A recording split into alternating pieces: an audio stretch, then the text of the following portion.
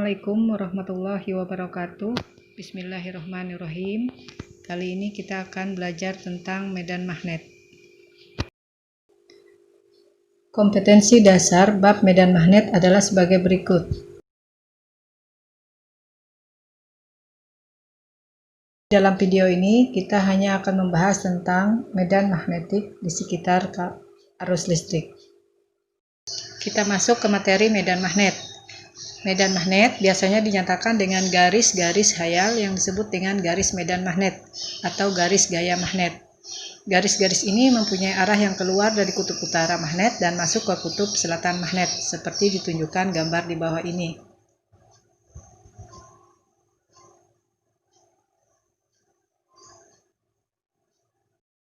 Ada 3 aturan garis-garis medan magnet, yaitu sebagai berikut. Berikut kita lihat medan magnet di sekitar kawat berarus. Nah, di sini nampak 3 gambar. Gambar yang pertama menunjukkan bahwa jarum kompas tidak menyimpang. Nah, di sini belum ada arus. Kemudian gambar yang kedua, di situ terlihat arusnya ke atas, jarum kompasnya menyimpang ke kanan, yang merahnya. Kemudian kita lihat gambar yang ketiga, arah arus ke bawah, tetapi kompas terletak di bawah kawat dan arah jarum kompas juga menyimpang. Nah, berdasarkan percobaan ini, maka diperoleh kesimpulan bahwa di sekitar kawat berarus ada medan magnet. Nah, medan magnet yang dihasilkan oleh arus listrik ini disebut dengan induksi magnet. Jadi, selanjutnya kita lihat rangkaian percobaan Ørsted. Nah, kalian lakukan percobaan di rumah menggunakan rangkaian seperti gambar di atas, di mana di situ dibutuhkan baterai ya. Kemudian jarum kompas. Terserah kalau ada saklar, silahkan ada saklar. Nah, ini lampu kecil untuk menunjukkan bahwa di situ ada arus atau tidak. Kemudian yang kalian lakukan di sini adalah memvariasikan percobaan dengan merubah arah arus dengan cara membalik baterai. Nah, kalian amati apa yang terjadi pada saat baterainya dibalik. Tetapi dengan catatan letak kompas tidak perlu dirubah. Jadi yang dirubah itu hanya baterai saja. Kemudian yang kedua, kalian memvariasikan besar arus, yaitu dengan cara menambahkan baterai. Baterainya yang pertama tadi 1, kemudian kalian tambahkan menjadi 2 baterai. Nah, di situ kalian lihat apa yang terjadi, kalian amati dan kalian simpulkan. Kalian buat video percobaannya dan juga laporan tertulisnya. Kita masuk ke materi induksi magnet pada kawat lurus Tahingga. Jika ada kawat lurus berarus, maka di sekitarnya ada medan magnet, di mana besarnya medan magnet di sekitar kawat lurus berarus itu adalah sebesar E sama dengan μ0 I per 2πa. Selanjutnya kita lihat arah induksi magnet, di mana kita di sini menggunakan aturan tangan kanan untuk memudahkan kita menentukan arah dari induksi magnet yang ditimbulkan di sekitar kawat berarus. Jempol ini menunjukkan arah arus. Kemudian lingkaran tangan ini menunjukkan arah induksi magnet atau B. Nah, sekarang kita lihat. Jika ada kawat berarus ke atas, maka seperti gambar ini, maka di sekitarnya ini akan ada medan magnet yang arahnya melingkar seperti ini. Nah, sekarang kita variasikan, misalnya arah arusnya ke kanan seperti ini. Nah, kita posisikan tangan kita seperti ini. Nah, jempol ke kanan. Di situ kita lihat bahwa di sebelah kanan itu dikasih tanda X. X itu mewakili tanda masuk. Artinya di situ medan magnet itu masuk ke kertas, dilihat dengan perwakilan jari-jari tangan kalian. Nah, kemudian di atas ini diberi tanda dot. Jadi itu dot itu maksudnya adalah keluar. Jadi keluar bidang kertas. Jadi jika ada arah medan magnet itu masuk, kita bisa memberi simbol cross. Kemudian jika dia keluar, kita bisa memberi simbol dot. Selanjutnya kita lihat arah induksi magnet untuk lebih bisa dimengerti. Selanjutnya kita lihat contoh soal induksi magnet kawat lurus. Nah, ini kalau seperti ini soalnya, kita kembali ke persamaannya saja.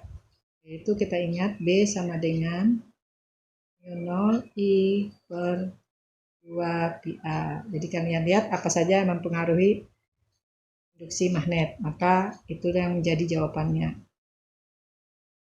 Kita lihat soal berikut. Untuk mengerjakan soal ini, yang pertama dilakukan adalah menentukan arah induksi magnet di titik Q. Dengan cara kita meletakkan tangan kita seolah-olah menggenggam kawat. Seperti ini. Nampak di situ bahwa genggaman kita pada saat di titik Q, jari-jari kita masuk. Berarti kalau masuk, itu adalah menuju bidang kertas. Jadi kalau dia keluar, dia kan keluar, berarti dia menjauhi. Kalau masuk berarti dekati bidang kertas. Berarti di sini kita kasih simbol X. Ya. Jadi jawaban yang mungkin adalah A, kemudian C, dan E. Untuk nilainya silahkan kalian hitung pakai persamaan yang sudah diberikan sebelumnya.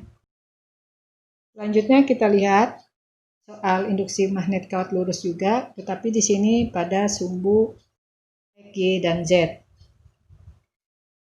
Di sini ditentukan bahwa arus itu berimpit dengan sumbu Z. Kemudian titik yang kita tinjau adalah di titik A, yaitu ke arah sumbu X. Yang ditanyakan adalah kemana arahnya, kemudian berapa besar induksi magnetik di titik A. Untuk mengerjakan ini, seperti soal yang sebelumnya, kita tentukan terlebih dahulu arah induksi magnet di titik A dengan cara kita meletakkan tangan kita di mana jempolnya searah sumbu Z positif. Nah, seperti gambar. Nah, di situ kita melihat bahwa di titik A, kita bisa membayangkan, ingat, Z itu bukan miring ya, tetapi menuju ke muka kita. Jadi, kita bisa menentukan bahwa pada titik A ini dia arah sumbu plus Y. Ini kita tinggal menghitung menggunakan persamaan yang sudah diberikan sebelumnya. Selanjutnya kalian variasikan soal dengan merubah arah arus listrik. Jika berimpit pada sumbu plus X, plus Y, min Z, min X, dan min Y. Nanti kalian tulis jawabannya. Selanjutnya kita lihat soal induksi magnet dua kawat lurus. Nah, di sini yang ditanyakan adalah induksi magnet bernilai 0 terletak pada posisi berapa dari kawat A maupun dari kawat B. Nah, pertama kita tentukan 3 titik tinjauan dulu. Misalnya di sini kita kasih titik P, di sini kita kasih titik Q, misalnya di sini kita kasih titik R. Nah, kawat A kita pegang dengan arah jempolnya ke atas. Jempol ke atas berarti jari-jarinya di titik P itu arahnya keluar apa masuk? Kalian coba. Nah, jika keluar kalian kasih tanda dot, jika masuk kalian kasih tanda cross. Nah, lakukan juga untuk kawat B.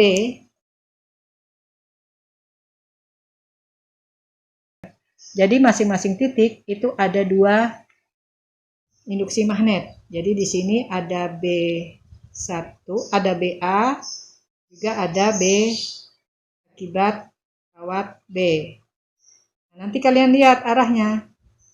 Nilai yang mungkin bernilai 0 adalah pada saat arah kedua induksi magnet tersebut berlawanan arah, yaitu dengan catatan BA sama dengan B.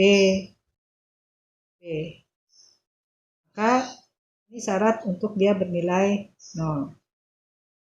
Silahkan kalian lanjutkan. Selanjutnya kita lihat bagaimana induksi magnet untuk kawat melingkar. Nah, jadi persamaannya, jika dia yang kita tinjau titik O di pusat lingkaran, ya, dengan satu lilitan saja, maka persamaannya ini. Tapi jika yang ada beberapa lilitan, maka ada di sini variabel N, minimal I kali N per 2R. Kita perhatikan contoh induksi magnet pada kawat pelingkar.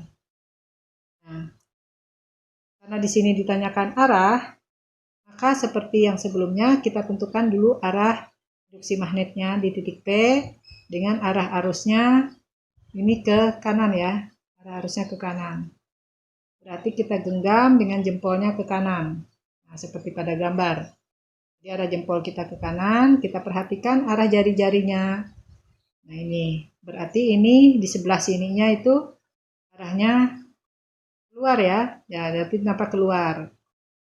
Berarti keluar itu kita kasih dot. Nah, ibu taruh di samping sini. Dot itu keluar.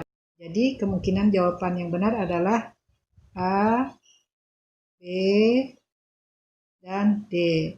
Untuk nilainya, kalian silahkan hitung menggunakan persamaan yang sudah diberikan sebelumnya, yaitu B sama dengan mu 0 I per 2 PR. Tapi ada N-nya. Nah, perhatikan N di sini. Nah, ini berapa lingkaran ini? Nah, kalian tahu ini ada berapa lingkaran? Nah, kalian masukkan jadi nilai N. Berikutnya kita lihat soal induksi magnet pada kawat melingkar dan kawat lurus. Jadi gabungan ya, jadi dua kawat.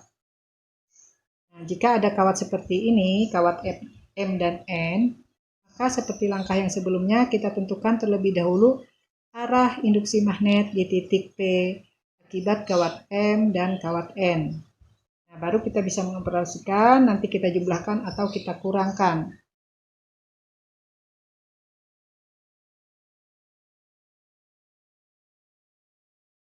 Selanjutnya kita lihat induksi magnet pada solenoida. Nah, kalian bisa lihat, perhatikan solenoida itu bentuknya seperti apa. Jadi seperti per ya. Nah, titik tinjauan yang bisa dicari di sini adalah di pusatnya. Di sini adalah binol dan di tepinya. Jadi di ujung solenoida. Nah, jadi jika di pusat yang ditanyakan, maka persamaannya ini. Jika di ujungnya, maka yang digunakan persamaannya ini. Nah, ini ada contoh soal. Silahkan kalian coba dengan menggunakan persamaan tadi. Berikut kita lihat induksi magnet pada toroida. Jadi bentuk toroida ini seperti solenoida tetapi dibuat melingkar. Nah, persamaannya ini. Namun di sini ada R1, ada R2. Di sini R saja. Nah, jadi untuk R di sini adalah R1 plus R2 per 2. Nah, jadi nanti menggunakan seperti itu kalau yang diketahui adalah R1 dan R2. Silahkan kalian coba soal untuk toroida. Demikian penjelasan dan contoh soal tentang induksi magnet di sekitar arus listrik. Semoga kalian bisa memahaminya. Kita akhiri dengan bacaan hamdalah. Alhamdulillahirabbil alamin. Wassalamualaikum warahmatullahi wabarakatuh.